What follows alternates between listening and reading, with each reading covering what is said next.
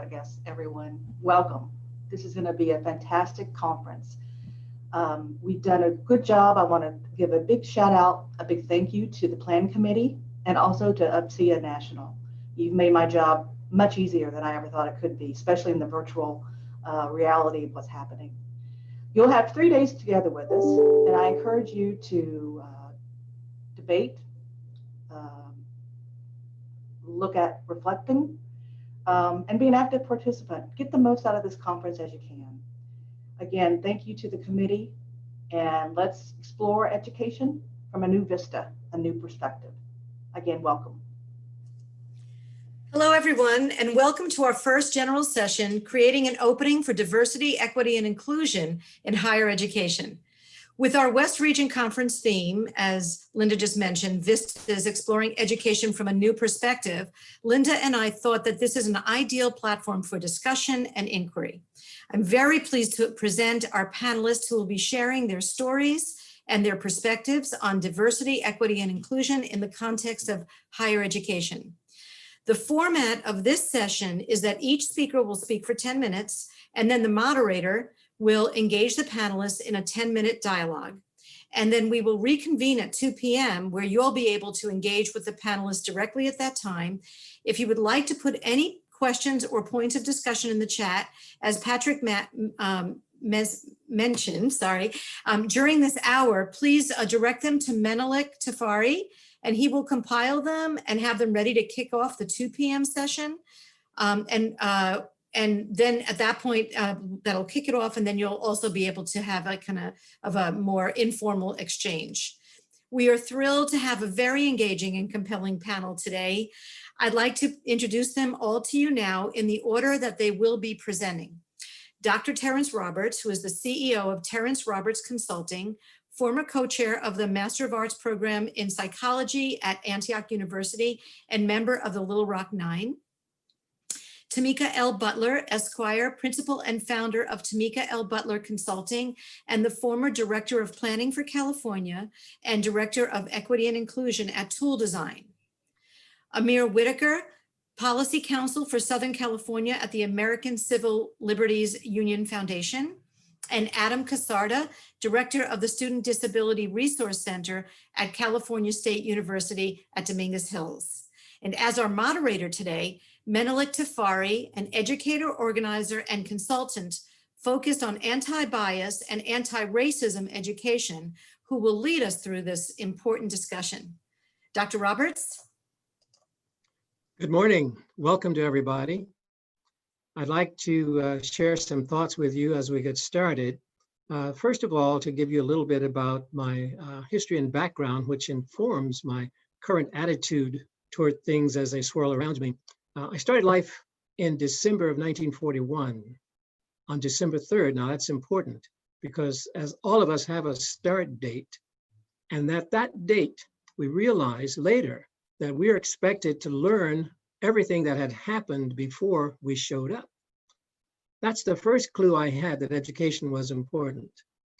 I was further enthusiastic about education when I got to first grade. My first grade teacher told all of us 6-year-olds that we had to become CEO of our own independent learning enterprises. And I don't know about the other kids in the room that day, but for me, those words were like the roll of thunder. I heard every syllable. So I started the Terry Roberts Learning Academy at September of 1947. And that academy has been full-blown since. No late fees and no breaks of service. Why? Because the only thing that separates any two people in the universe is how much one knows vis-a-vis the other. Now, when we get to this arena of things racial, it really gets pretty hairy because I was born during an era when the Plessy v. Ferguson decision was in full flower. That decision had been rendered in 1896, by the way, but it still was in force in 1941. In fact, it wasn't repealed, if that's the proper word for it, until 1954. But that's a story you can learn about on your own. In any case, what that meant was that in terms of things racial, the entire US community was divided up into racial groups. Membership was assigned. Wherever you were on the hierarchy determined what perks you would have in society at every level. So the hierarchy put white people at the top rung and Black people on the bottom rung and other people in between. As I said, as a very young kid, I didn't understand all of this, but I was quickly able to develop an awareness, and it frightened me. My first thought was that, well, okay, perhaps here in Little Rock, things are really different. Perhaps Little Rock's some sort of an aberration, that outside Little Rock, maybe there are sane people, rational people, moral people, people who obey the law. I was very quickly disabused of that notion the moment I was mobile enough to go around to other places and discovered Little Rock was not an outlier at all. In fact, and even though at that point I didn't know that my internal GPS system should read that the South is any place south of Canada, I was in a state of confusion. But now that my GPS is well calibrated, I know where I am at all times in this country because I indeed live south of Canada. Now, what that means is that when you look at our system of education, ideally, we would be taught all of it, right? Not true. No, we don't get the truth. We get a sanitized version of the truth at all levels. So in middle school, for instance, remember, I had taken on responsibility as the educator in charge as a first grader. By the time I got to middle school, there was a teacher there who tried to cram down my throat something called manifest destiny. But I was sharp enough to know that this is not something I needed to absorb. So I was able to then begin in earnest my development of skills to navigate this racial terrain. So part of the educational process for all of us is to learn how to navigate this terrain. For Black people, it's especially crucial because unless we learn how to navigate successfully, we could wind up being killed on the streets of any given city at any given time because that's the way the system works. Now, as again, I say, if the educational system were really doing its job, we would learn all this stuff early enough so that all of us would become experts in learning how to maneuver and navigate. Unfortunately, there is some real problem with that. Many kids in elementary, middle, and high schools never learn the truth about our history. And even when we get to higher education, the same is true. So part of the task we face in our discussion here today is how do we get these institutions of higher learning to really begin to consider the need to make significant change. The change itself is going to be problematic because most people and institutions are very reluctant to change anything once it's in place. And the stuff we're facing has been in place for centuries. In fact, if we were really to look at this thing in depth, we could take ourselves all the way back to the year 1619 and then measuring all the way forward to 1954, when the Brown decision was handed down by that Supreme Court. Things were in place for that number of years. And by the way, the number of years between 1619 and 1954 registers as 335 years. Now, it's significant to note that even though the law changed in 54, nothing else changed with it. The law did change, which was very important, but because things social, things emotional, psychological, ideological remained in place, having the law change was of little consequence. And that is borne out by the current statistics. And most people say, who take a look at this sort of thing, they say that schools in America are more more segregated than they were in the year I went to school in Little Rock in 1957. I haven't checked for myself. In fact, I don't usually look at those sort of numbers because I pretty much know intuitively what's going on. All I have to do is walk through my to find out what's really happening. And that could be any place in America. So I say that our task is to commit to learning, to knowing, and then we have a decision to make. Are we willing to change? Do we want to change? I'm not convinced that the majority of Americans, no matter what they say to the contrary, I'm not convinced that they really want change. I think the majority of us are perfectly comfortable with the status quo. And we use a lot of linguistic fiction to say otherwise. So I will have to be convinced that there is a commitment to do this. But I am waiting for people to make that commitment because I am committed and I really want to do this thing. In fact, in the preface or in the introduction to a book I wrote about my experience in Little Rock, I apologized to my grandsons, who at this point are ages 17 and 14. And I said to them as very young kids, I am sorry. I am part of the generation that didn't do the change necessary to make sure that you entered a society that really loved you and held esteem. That has not happened. So you're going to have to go through a lot of stuff I really wish you wouldn't have to go through, but because people in my age group haven't done the job we were assigned to do. So that's my 10-minute statement, and I'll see you later.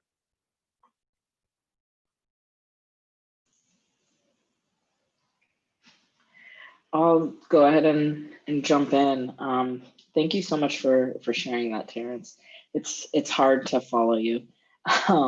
My name is Tamika Butler, and I've already apologized to my co-panelists, but I am losing my voice. And I'm losing my voice because I've been on a ton of webinars lately. And I think many of us who do this work around being anti-racist, diversity, equity, and inclusion, our phones have blown up lately. And all of a sudden we're being asked to be on every webinar, phone call, meeting, and have folks just pick our brains. And like Terrence, for me, my background is as a lawyer. And the question I always have is this a moment or is this a movement? Is this something where we finally see things are changing, where we finally see people, and frankly, specifically white people, people who have not been members of historically oppressed groups, are we finally seeing them say, okay, now we're ready to talk about this. Now we're going to be brave and we're going to enter into the conversations. And I think for many of us, we have that hope that this moment is going to be that. But if you, like me, have lived your whole life in this country, inhabiting a Black body, you hold a tension that it may just be a facade. It may just be on the surface. When I talk to my grandmother about growing up in segregated South Carolina, and I say to her 4 years ago, how do you feel about this presidential election outcome? And her response is, I've seen it before. I think we have a history and we have ancestors who have endured so much and seen so much. The real question is this a moment or is this a movement, and are things gonna really change?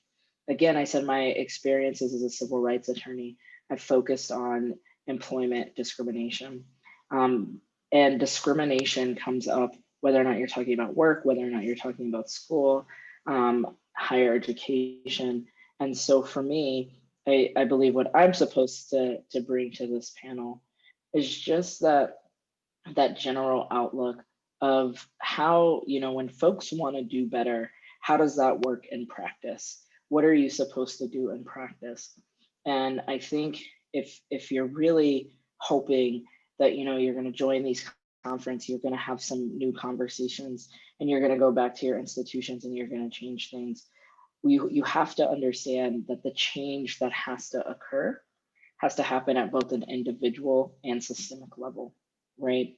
And so we know that, sure, as folks get more educated, as they dive into the New York Times bestseller list, as they read White Fragility, they might feel like they're getting woke and they're making the change.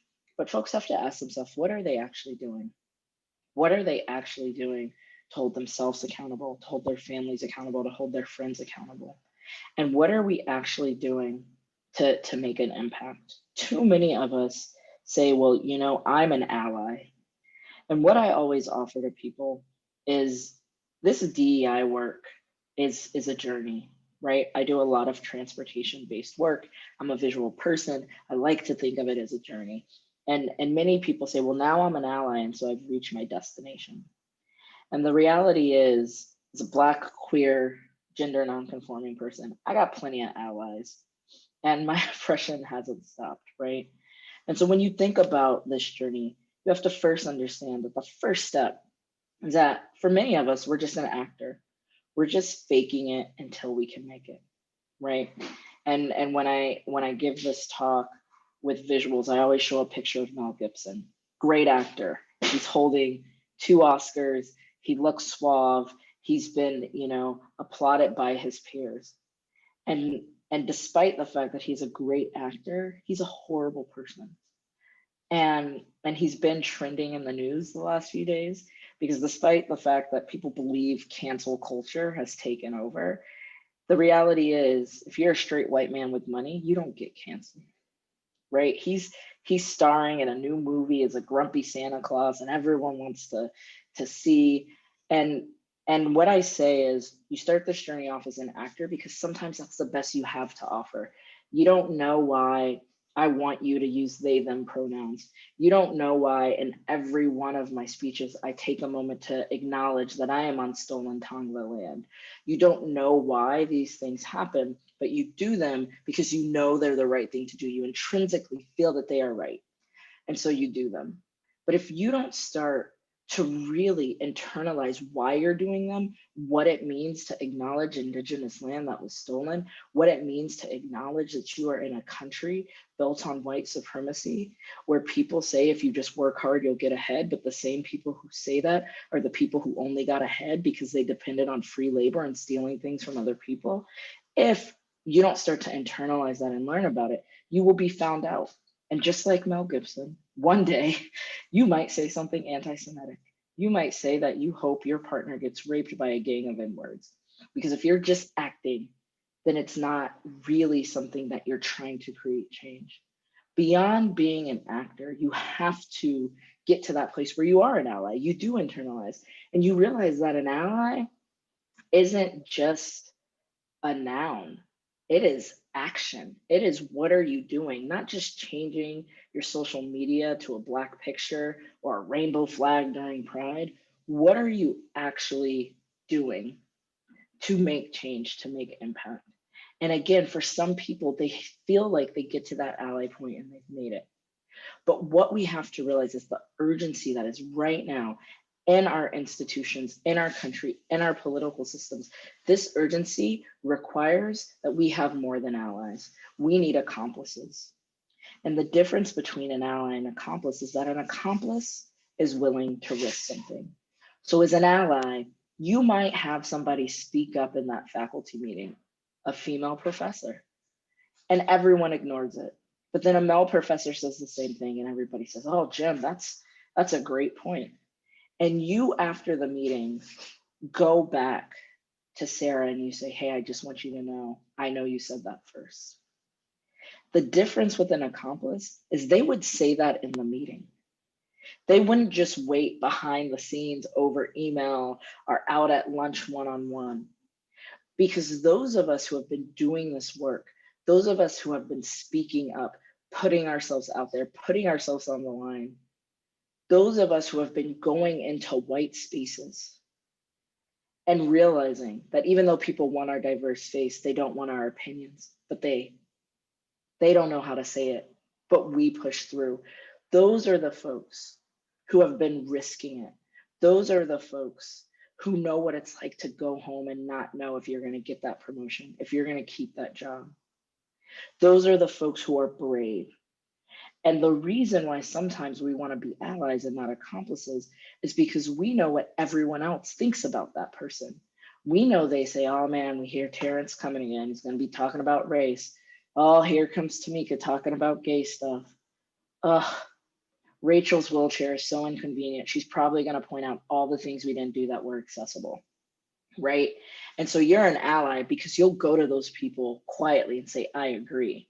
But you don't want to be viewed in the same way. You don't want to risk your livelihood. You don't want to risk your promotion. You don't want to risk your friends. And so in this moment, which again, should be more than a moment, it should be a movement. You have to ask yourself, if these issues matter to you, what are you doing to get beyond just being an actor and get to the place of being an accomplice? And how are you being generous with yourself and realizing that it's not some mountaintop that you get to and then you're absolved and you're ready to go. There's going to be some days where you're just an actor. There's going to be some issues where you're just an actor, but are you constantly moving forward? And then once you make those commitments on the personal level, how do you also acknowledge that our institutions and our systems are deeply founded in white supremacy and anti-Blackness? And how do you go beyond trying to make the change on the personal level and really pushing it forth on the systemic level? And with that, I'll stop and open up to my next co-panelists. Thank you.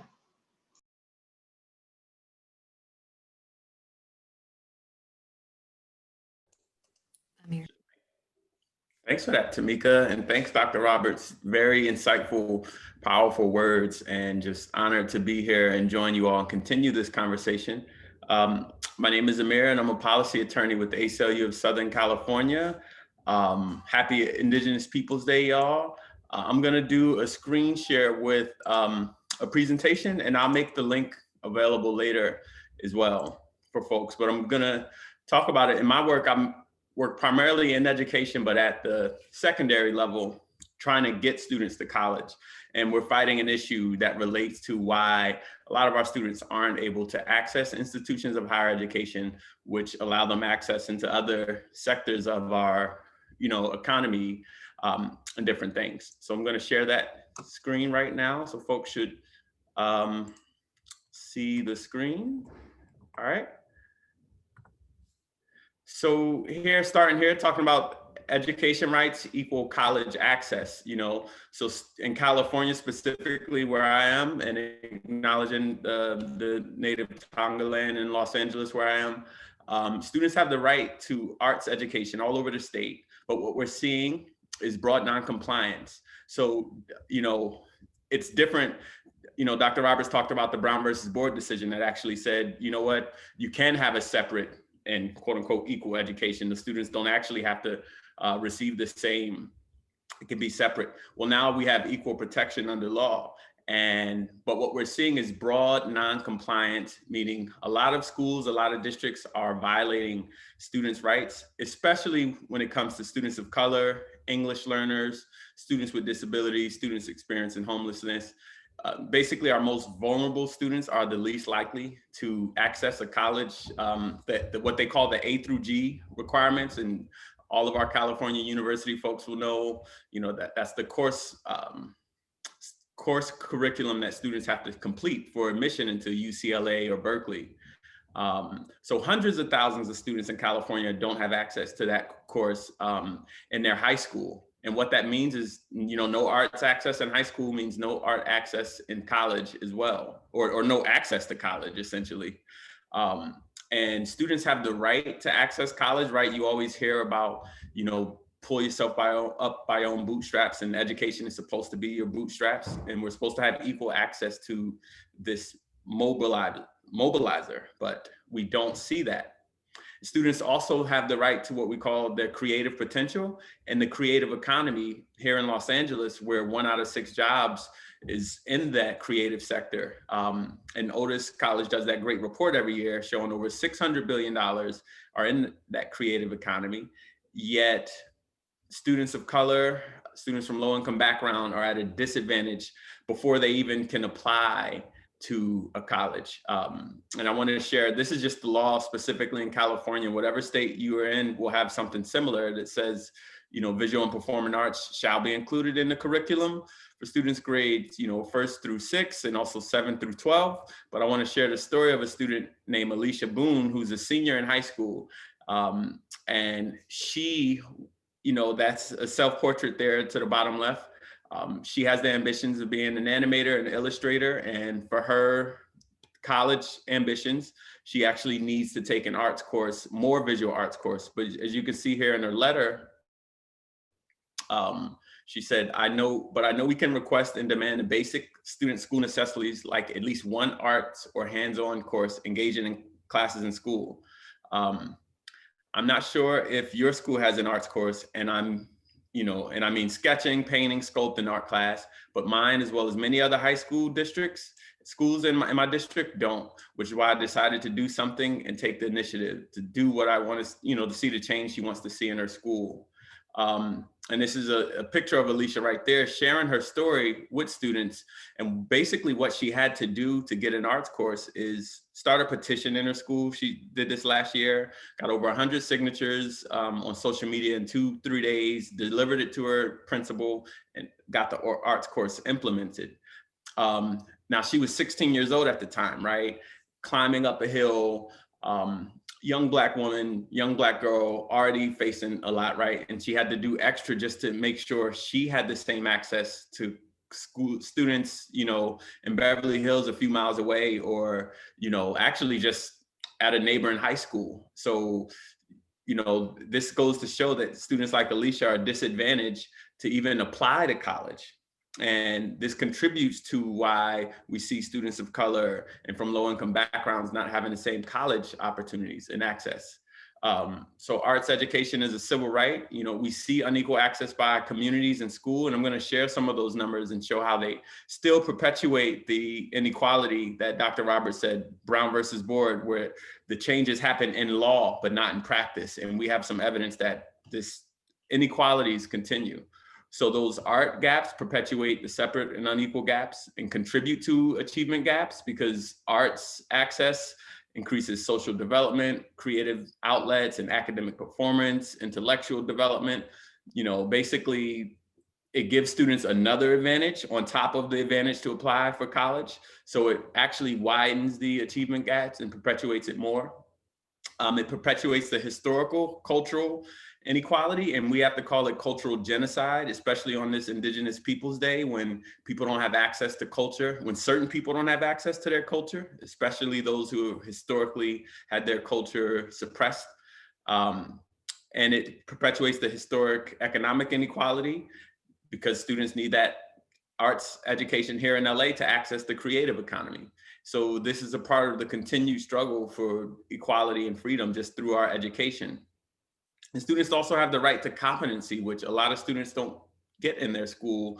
This is a quote from Einstein that we share often, and it talks about our, modern educational system, and definitely something for higher education student staff and faculty to consider, because actually the ACLU, our office, we just filed an amicus brief in the case in California that is challenging the use of the SAT and the ACT and other, college ready tests because of their historical bias in different things.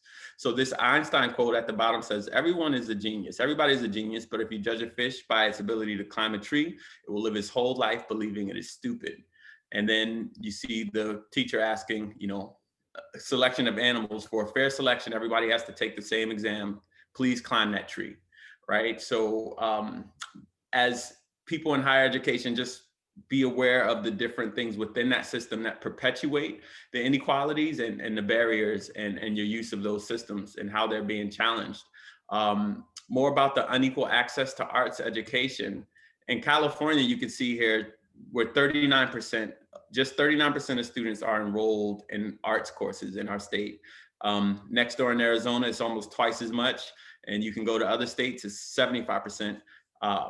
Nearly twice as much as well. But this inequality isn't experienced equally. It's a lot of students of color, which are in California. And here is the breakdown by race. I'm just gonna quickly point to the blue, which represents African-American or Black students. And schools that are majority Black, only 60% of them have access to a music teacher. In comparison to schools that are majority white, over 90% of them have access to a music teacher. So that shows that students don't have the same opportunities, even still to this day. Students don't have the same opportunity. And it's culture, it's whose culture are they learning about, whose music are they actually learning about too. And what that translates to is here's the undergraduate student enrollment for the University of California. I believe this is taken from Irvine. But you see Black students are just 3% of enrollment at the university. And we know there are over 6% of students throughout California. So when they're less likely to be in the universities, then they're less qualified for certain jobs post-graduation. then they're less likely to have access to to employment opportunities as well. So this is just showing how the pipeline, how a student like Alicia, who doesn't have arts access in her school, is systematically set up to not gain access to a university, which then doesn't give them access into the economic sector. This is just a chart that shows, it's an issue with charter schools as well. And this is a chart that just shows, it's also an income issue. So schools that have mostly high, or schools that have high poverty or a high amount of students on free or reduced lunch are significantly less likely to have full course opportunities that prepare students for college. And these are things that affect and impact their college admissions rates, college applications. And I'll stop the screen share now, but this impacts all of, the amount of applications you all receive, who enters your courses, who's able to access those courses, and of course, the selection process. So that concludes my presentation, and I'm looking forward to continuing the discussion later on today. Thank you all.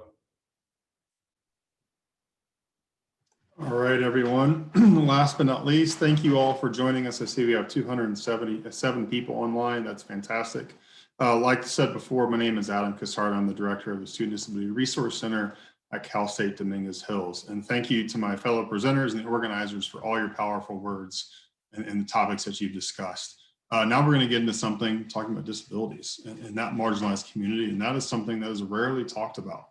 You don't see a lot of major news articles or stories or movements, for that matter, about people with disabilities, and that's a shame. And because it's still a very marginalized, stigmatized group where people don't talk about it. And there is so much hero worship within this community of when you see somebody with a physical disability and you congratulate them on having a job or getting married or having children or things like that. It's so inappropriate, but those still happen. And so I'm here to help shed some light on my marginalized community and what we can do as educators and people in general to help with that. But I want to start with a quote by an author named Do Zantamata, who writes books about happiness. And this quote is so powerful that I use it a lot in my presentations. And it really brings together what we're talking about today, what's going on in the country with all of our movements, with the elections, with COVID, everything. And it's simple as, it's easy to judge, it's more difficult to understand. Understanding requires compassion, patience, and a willingness to believe that good hearts sometimes choose poor methods. Through judging, we separate. Through understanding, we grow. And how impactful is that statement right there? How true is that in any of the work that we do in higher education or representing marginalized communities? So it's getting that understanding is very, very important. I too, like Tamika mentioned, I usually bring up a celebrity when I say this quote. That would be Mr. George Takei, famous for being Sulu in Star Trek. Everybody knows him as an actor, a huge supporter of the LGBTQ community, advocate, ally, spokesperson for Japanese Americans, things like that. And his Twitter memes, of course, he's famous for that. But a few years ago, he posted a Twitter meme of a woman in the alcohol aisle of a store, and she uses a wheelchair, and she was standing up to reach a high bottle, and he says, there's been a miracle in the alcohol aisle, saying that this woman was able to stand, and what does that look like? Is she faking it? Shouldn't she be drinking? Whatever it might be. And that proves that sometimes good hearts choose poor methods. And it also shows that sometimes if you're an advocate or an ally or a face for one community or marginalized community, you might not necessarily be one for another or understand that community. So that's also important as well.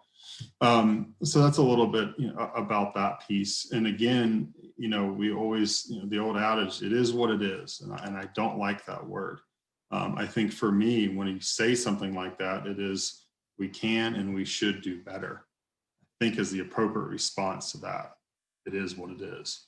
And like Tamika said, talking about movements and moments, we have to have movements in all of our marginalized communities to bring awareness and change, but they can't just be moments, they have to be movements, and they can't be spirit weeks for Black Lives Matter or LGBTQ issues or disability issues or whatever it might be, indigenous groups. It has to be a movement, not just Spirit Week. And it's not our job as people of these groups to change society. It's society's job to realize that this is a problem and then change. We have to be advocates for the change, but we are not going to be the driving force behind it. Society as a whole needs to do that.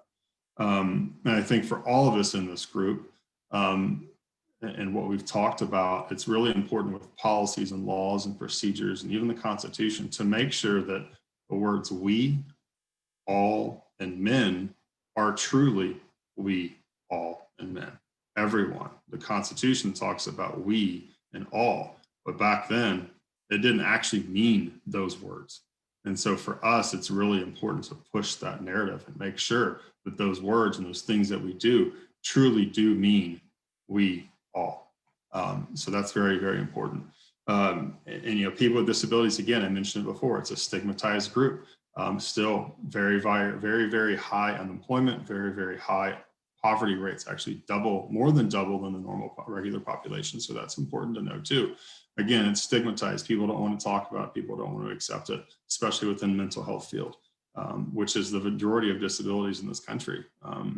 And my students, for example, 90% of my students have an invisible disability. Only 10% you would know walking on the street that they in fact have a disability. So again, that's very, very important to recognize. And you know, Amir was talking about equal education, and that's so important. The ADA and the 504, which are the main laws, of course, in 1964, the Civil Rights Act got passed, but what major minority was left out of the Civil Rights Act? Those with disabilities, and it took 13 more years until the 504 and those 42 words that changed the lives of millions of Americans. But within that, it talks about separate but equal. It has to be equal, but it can be separate. So how do we bring those together? Universal design and learning, architectural barriers, all those things need to be removed. So again, you know, my group is an important, lovely group of people who just need a voice. And that's my job here, is to give them a voice and hopefully help you all understand a little bit more of their history, where they're coming from, and how we can help and all be allies and supporters and really activists. So that's my time. Good afternoon, everyone. I'll be stepping in as the moderator from here. Again, my name is Menelik Tafari, and if you're interested in asking a question during the second part of this session, please be sure to send me a message directly. From here on, I'll be asking a series of 3 questions to each of the panelists. The first is, how must higher education change in order to better serve marginalized communities? Once more, how must higher education change in order to better serve marginalized communities? And whoever would like to go first may.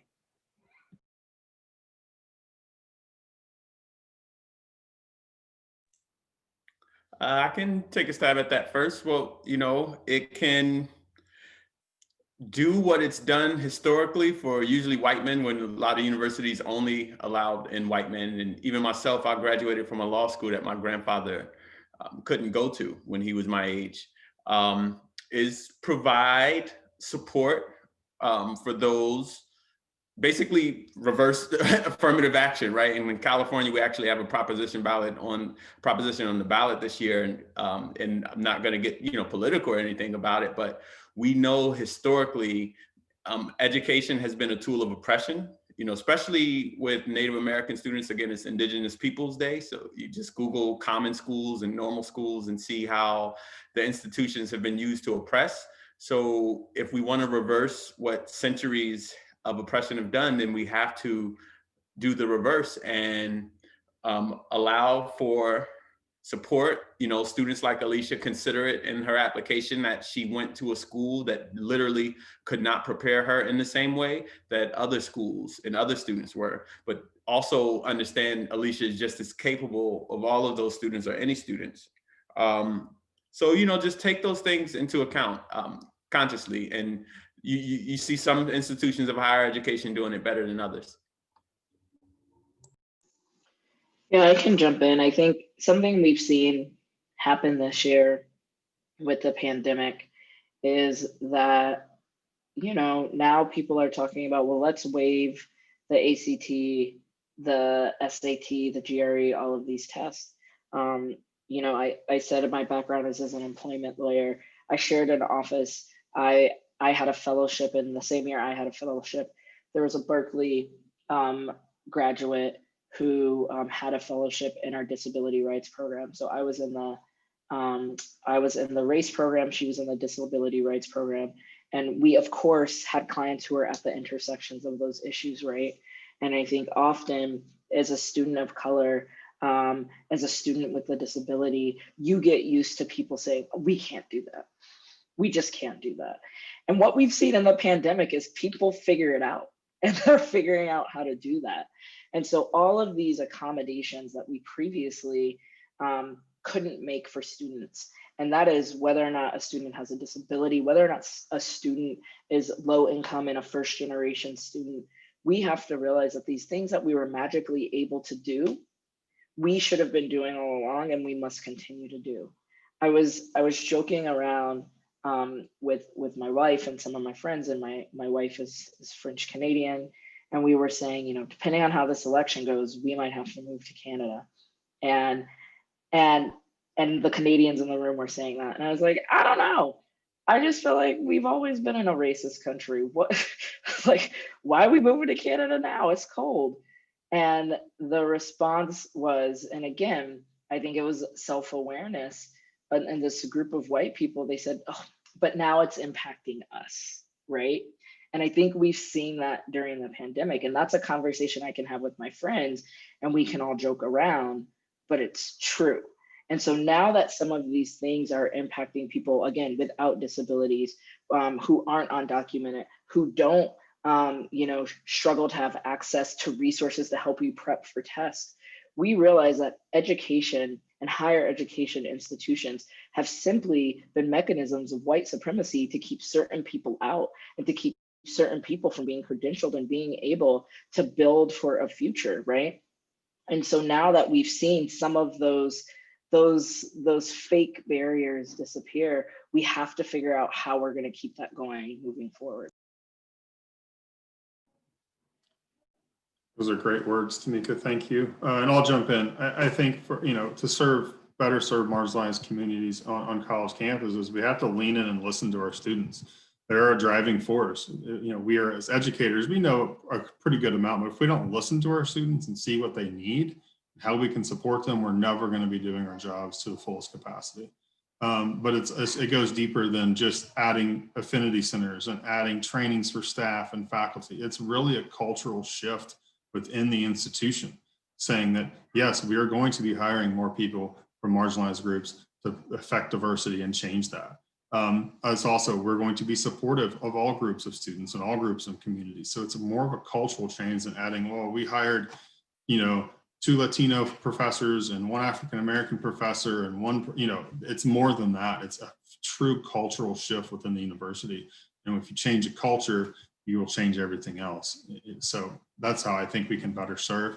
I'm not saying that ally groups and organizations and affinity centers are not important. We have to have those on our campuses, but it goes deeper than that. And I'd like to add just a bit. As you were talking, all of you, my thoughts went back to a few years ago. I was asked to come to a department in a particular Southern California college.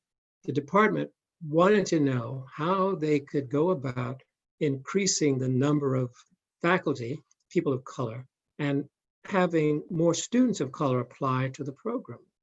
So I went out to do a preliminary assessment, which involves spending one-on-one time with each faculty member and then observing them interacting as a group. Then I gathered them all together and asked, well, why do you want to do this? And they looked at me stunned that I would ask such a question. They thought it should be obvious. And I said, no, I need you to tell me why you want to do this. In other words, I can't help you if I don't know what you want to do. They were unable to articulate what they truly wanted.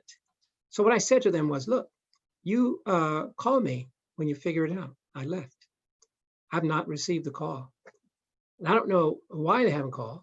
My hunch is they simply don't know what they wanted to do, or they had some qualms about doing it in the first place, but they thought maybe they had to tick this box to be considered a part of the current society. I don't know. But, you know, the thought here, as I hear it being voiced is people need to go beyond the ordinary to start thinking and imagining a future that's different from the present.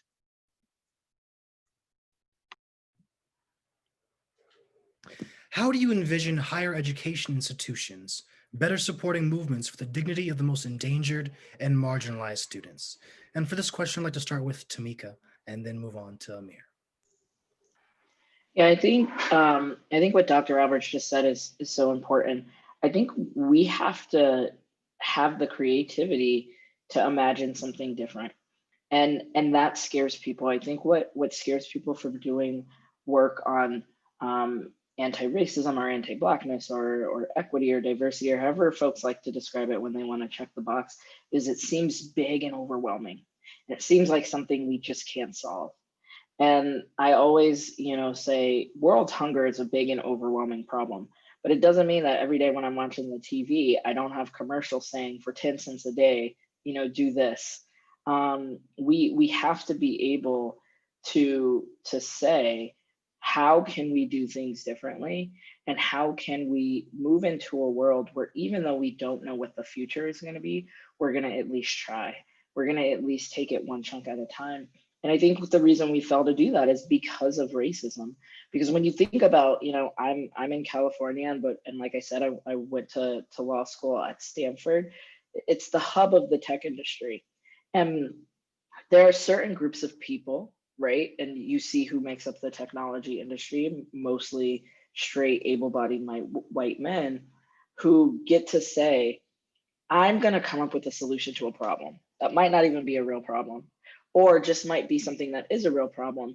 And I don't know what the answer is, but I'm going to try. And I may fail 15 times before I have that startup that makes it big, but there are people willing to invest in me and believe in my creativity that I can create a website or a device or a service that everyone needs, even though they didn't know they needed it. Really overcoming anti-racism and anti-Blackness and all the isms are things we actually need. And if there's anyone who has the capacity to figure out what to do, I would say it is people who have been members of oppressed groups, because we've always been people that folks have said, well, you're not going to be able to do that. Well, it's just, there's not people like you who accomplish this.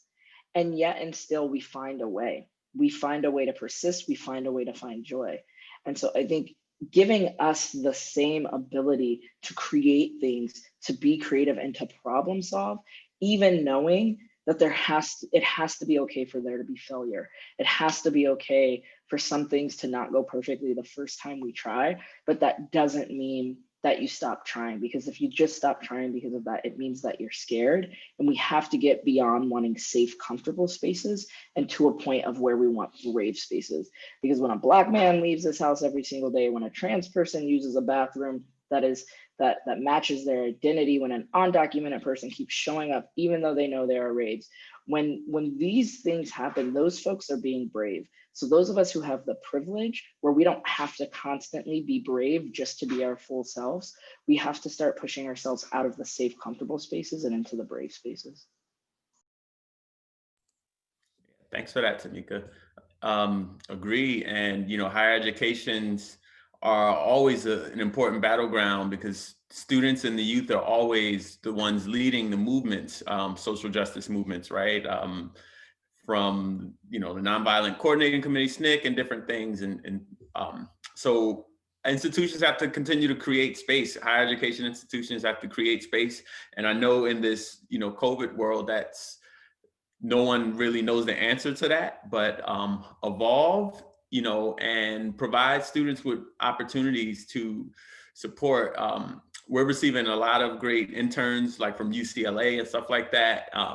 And just, the movement needs support, and students have that creative energy, and the students are not as constricted to thinking, out of the box as a lot of people who are more invested in these institutions and have thought long. So just, giving students those opportunities, maybe in internships for course credit, more so now with the movement, and supporting student organizations, because college student organizations, a lot of major movements have come from that. Adam, would you like to continue the conversation? I'd love to. And Amir, you hit a lot of good points that I was going to mention. But to add to those, is universities need to give these groups the space and the ability to support the movements. That's the most important part. Even if, as a culture of the university or whatever it might be, we don't necessarily support it, you have to let students work because it is important to them, and students are a driving force. We need to be able to lean in and listen to our students and being able to support those movements as much as possible. But also, my goal would be that the students that are supporting and the university that's supporting this movement is because it's a national movement, not because it's affecting our campus, because we've already taken proactive steps to be inclusive, help with these movements, whatever it might be. That the issue is not on our campus, but it is nationally. And like Amir said, we college campuses, there's a lot of things that come out of that, a lot of movements and a lot of change comes from college campuses. I just want to make sure that we are on the cutting edge and we're already there. We're already been proactive. So it's not a problem on our campus, but it's a national movement. So, Dr. Roberts, could you speak on what you've seen as a professional over these years in terms of what higher education has shown us?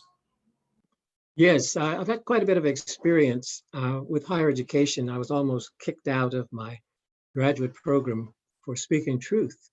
I was in psychology, and psychologists literally wanted to mold us based on what they thought we should be. And I knew that was just too deadly for me to even think about. I questioned it, but in order to complete the program, I had to then travel 2 roads. I had to meet their expectations, i.e. learning how to jump through the hoops they placed. And often those hoops were dipped in flammable liquid and ignited before I was asked to jump through. And then second road was to truly learn. So one thing I did learn is that people do what they want to do. So I think institutions of higher learning, or the people who run those institutions, are necessarily required to go naked to the mirror and ask some really hard questions. First question being, what do I really want to do? How do I know that this is important? Because adult human beings especially always do what they want to do. They may lie and tell you they have problems doing it because of whatever list of excuses they want to give you. But in the moment when they realize they really want to do it, they will find a way around those excuses in a nanosecond. I learned this from my own kids really years ago. My kids, 2 daughters, they came to me one day as a delegation and they said, Dad, we need to talk. Okay, so we made time. And their one agenda item was, it is impossible for kids to be ready to go to school by 8 o'clock. We need to work on this. I said, okay, kids, I will take that under consideration. Meanwhile, this coming Saturday, your mom and I have planned a trip to Disneyland. At that point, we lived in Northern California. So in order for us to have a full day of it, we're gonna have to leave here at 4 in the morning to be able to get there on time, to have fun. Saturday morning, 2 o'clock, I hear noise in the hallway. I'm concerned, maybe there's a burglar.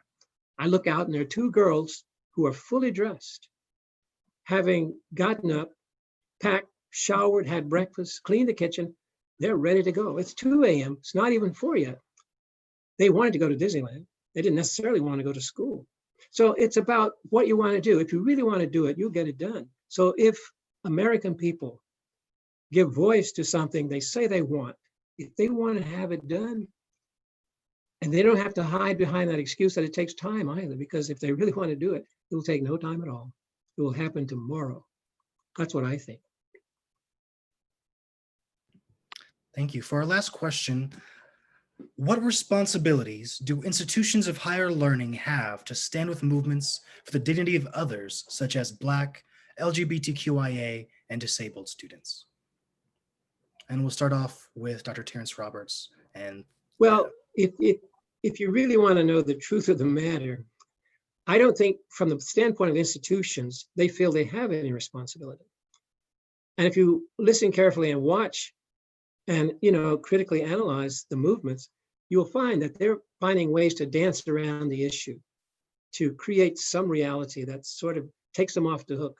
So I go back to my former suggestion, and that is to do some introspection, ask hard questions. Am I really interested in this? Is this something I really want? Or do I just want to continue playing these word games or engaging in manufacturing things using linguistic fictions over and over. My hunch is, and honestly, I don't want to say this in a despairing way so as to dispel any hope anybody might have, but on my good days, I am hopeful. I actually have more bad days than good days. So that sort of gives you a barometer of where I am. Now, I'm hopeful that I will have more hopeful days. That's as much as I can do today. Hope is what matters. Thank you for those words. And, you know, I think Terrence hit it spot on, talking about their universities and institutions do dodge that responsibility because it's a fine line they have to balance, because we have students from all groups. We have to think of all students, and that does make it hard. I think what's important is to encourage people to be able to stand up with those movements, to participate in it and not be put in jeopardy if you do support Black Lives Matter, if you do support LGBTQ, or if you do support some of maybe the the ones that we might look a different way at. So having that support, I think, is important, and people do need to take some responsibility, especially if you have a high population of students affected by a movement. I think that's very important. But it's going to take some time and some really hope to change for that to actually happen. For me, my undergraduate university was Creighton University, a Jesuit school in Omaha, Nebraska, and I enjoyed my educational experience in some ways, and in other ways I hated it. But I know that on average, the student body was pretty conservative. And so I am not a person who wants to say, right, like I grew up in Nebraska. I know a lot of conservative people. So I would never say that it is an institution's responsibility to take one side or the other. I think it is an institution's responsibility to create a space in which students are not harmed. And I think that sometimes institutions take an easy way out by talking about intellectual freedom or freedom of speech. And I think we have to get to a point where we acknowledge that the harm, the mental, social harm that some of our students are enduring is just simply more than others. And so we can't just pretend that that's not the case. And so I think that's something that institutions have to look deeply at. Absolutely. And I'll just say really quick, yes, institutions of higher learning have to stand with movements because they've actually created a lot of this oppression. State universities are our state government. They implemented those policies, but even researchers and scholars created the scientific racism and the other evidence, that was used to oppress. Evidence, we put that in quotes. So these universities created these unjust systems or were accomplices. They were accomplices, and they have a duty to undo them, or will struggle with, calling folks like Dr. Roberts and asking for help. And then he'll ask them, what do they really want? And then they'll, not ask for anything.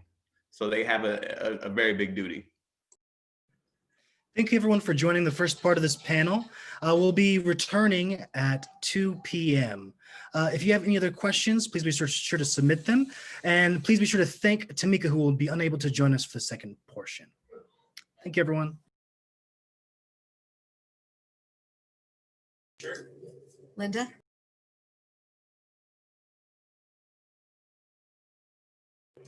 Linda might be having difficulty with her connection, but we will look forward to having everybody back at 2 o'clock for the discussion component of this presentation. And please come with your questions and your ideas, and let's see where we can get to from here. Looking forward to that further discussion, and be sure to check your schedule and click on join for this one. We'll see you then. Bye, everyone.